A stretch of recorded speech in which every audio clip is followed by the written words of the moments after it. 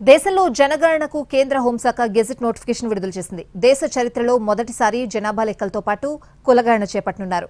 వచ్చే 2026 అక్టోబర్ 1 అర్ధరాత్రి నుంచి జనాభా లెక్కల ప్రక్రియ ప్రారంభించి 2 దశల్లో పూర్తి చేయనున్నట్లు కేంద్ర ప్రభుత్వం ప్రకటించింది. జనాభా లెక్కలకు నోటిఫికేషన్ విడుదలయ్యింది. 2 దశల్లో జనాభాను లెక్కించనున్నారు. 2026 అక్టోబర్ 1 అర్ధరాత్రి నుంచి జనాభా లెక్కల సేకరణ ప్రక్రియ ప్రారంభించి 2 విడతల్లో పూర్తి చేయనున్నట్టుగా కేంద్ర ప్రభుత్వం ప్రకటించింది. తొలి విడతలో హిమాచల్ ప్రదేశ్, ఉత్తరాఖండ్ రాష్ట్రాలతో పాటు కేంద్రపాలిత ప్రాంతాలైన లడక్, జమ్మూ కాశ్మీర్లలో జనాభా వివరాలను సేకరిస్తారు. 2027 మార్చి 1 నుంచి ప్రారంభమయ్యే 2వ విడతలో దేశంలోని మిగతా రాష్ట్రాల్లో జనగణన జరుగుతుందని తెలిపింది.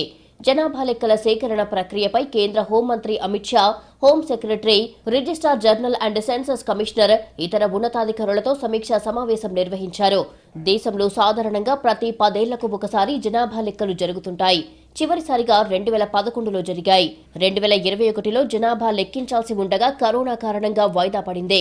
ఈసారి జనాభా లెక్కలతో పాటు కులానికి సంబంధించిన లెక్కలు కూడా నిర్వహించనున్నట్టు కేంద్ర ప్రభుత్వం ఈ ఏడాది ఏప్రిల్లోనే ప్రకటించింది. అందుకోసం ప్రతి వ్యక్తి తన కులం, మతం వివరాలను తెలియజేయాల్సి ఉంటుంది. 34 లక్షల మంది ఎన్యూమరేటర్లు జనాభా లెక్కల డ్యూటీలో పాల్గొంటారు. 1.34 లక్షల మంది సిబ్బంది పనిచేస్తారు. ఈ ప్రక్రియ 2 దశల్లో జరుగుతుంది. అందులో ఒకటి హౌస్ లిస్టింగ్ ఆపరేషన్, రెండోది పాపులేషన్ ఎన్యూమరేషన్.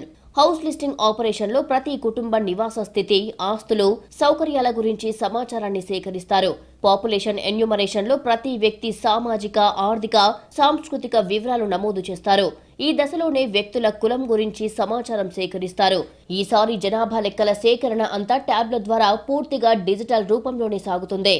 ప్రభుత్వం విడుదల చేసే పోర్టల్స్, యాప్లలో ప్రజలు సొంతంగానే తమ వివరాలను నమోదు చేసే వెసులుబాటు కల్పిస్తున్నారు.